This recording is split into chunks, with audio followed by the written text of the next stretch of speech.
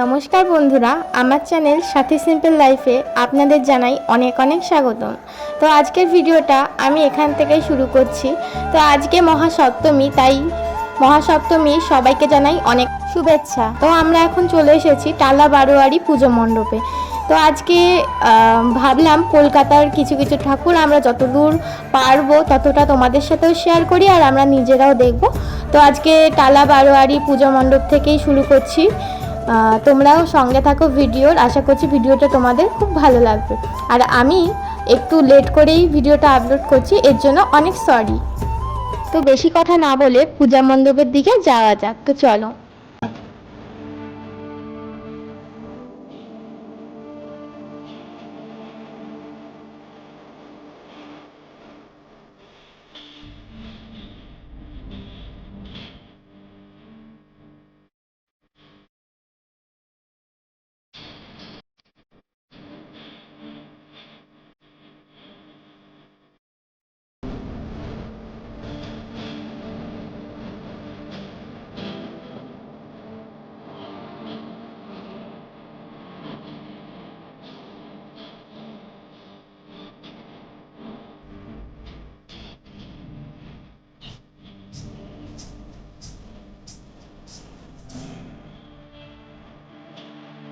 আর পুরো পূজা মণ্ডপটি বাউল সংস্কৃতির ওপরে বেস করে সুসজ্জিত করা হয়েছে।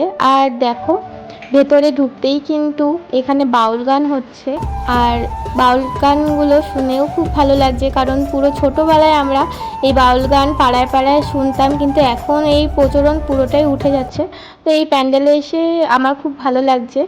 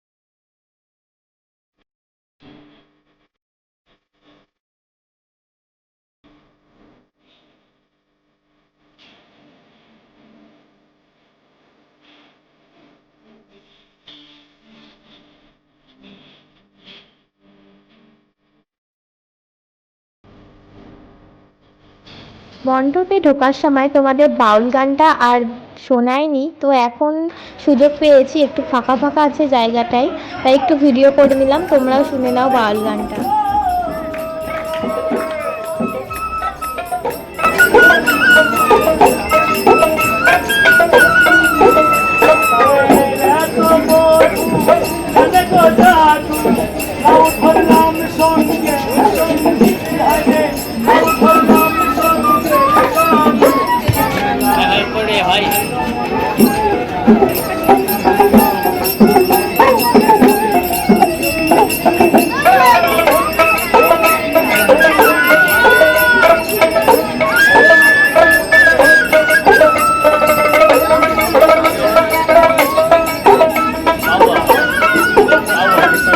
অনেকক্ষণ দাঁড়িয়ে বাউল গানগুলো শুনলাম, শুনতে অনেক ভালো লাগছিল। তারপর নেক্সট গন্তব্যে তো আমাদের পৌঁছাতেই হবে, তাই বেরিয়ে গেলাম মণ্ডপ থেকে। আর মণ্ডপের এক্সিটে হঠাৎ করে চোখে পড়ে গেল এই ঘটি গরম।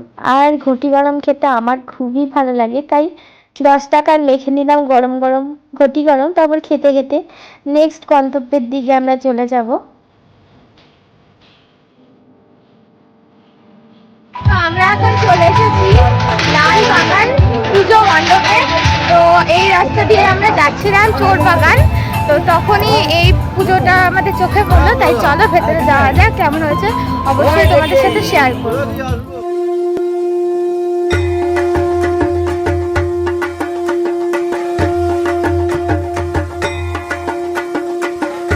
মণ্ডপে ঢুকতেই হঠাৎ এই মূর্তিটি আমাদের চোখে পড়লাম। মূর্তি ঠিক নয়, লাইটিং দিয়ে এটা করেছে।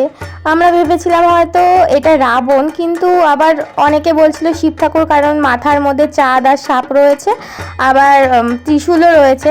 আমার মাথায় একটাই প্রশ্ন ঘুরছিল যে শিব ঠাকুরের 10টা মাথা কবে হলো। তোমরা যদি জেনে থাকো তাহলে কমেন্ট বক্সে অবশ্যই কমেন্ট করে বলো তোমাদের মতামত যে এটা শিব ঠাকুর নাকি রাবণ। যাই হোক, এবার ভেতরের দিকে যাওয়া যাক। আর পুরো মণ্ডপটাই দেখো টিনের ওপরে ফুটো করে কত সুন্দর করে প্রত্যেকটা ভগবানের মূর্তি আঁকা হয়েছে।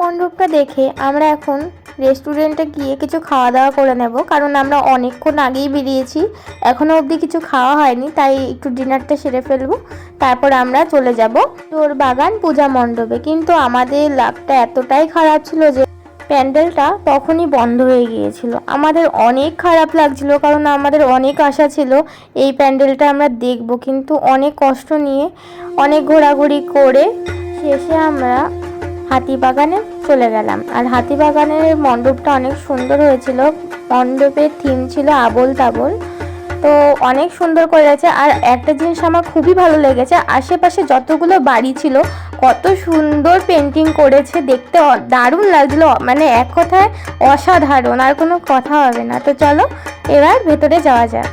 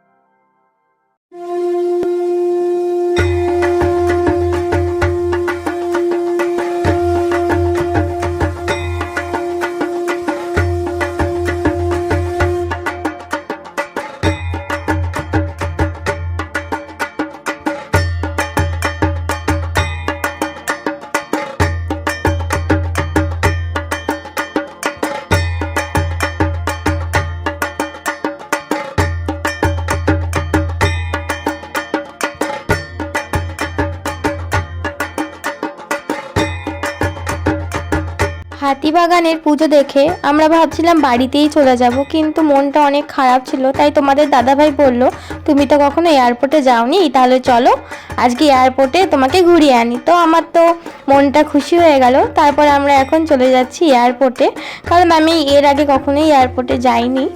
তো চলো এয়ারপোর্টে চলে যাই। আর এয়ারপোর্টটা পুজো বলে এত সুন্দর টুনি লাইট দিয়ে ডেকোরেশন করেছে, দেখতে দারুণ লাগছিল। আর আমরা এয়ারপোর্টে গিয়েছিলাম ভোর 4টের সময়, প্রায় ফাঁকাই ছিল এয়ারপোর্ট, তাও দেখতে অনেক সুন্দর লাগছিল।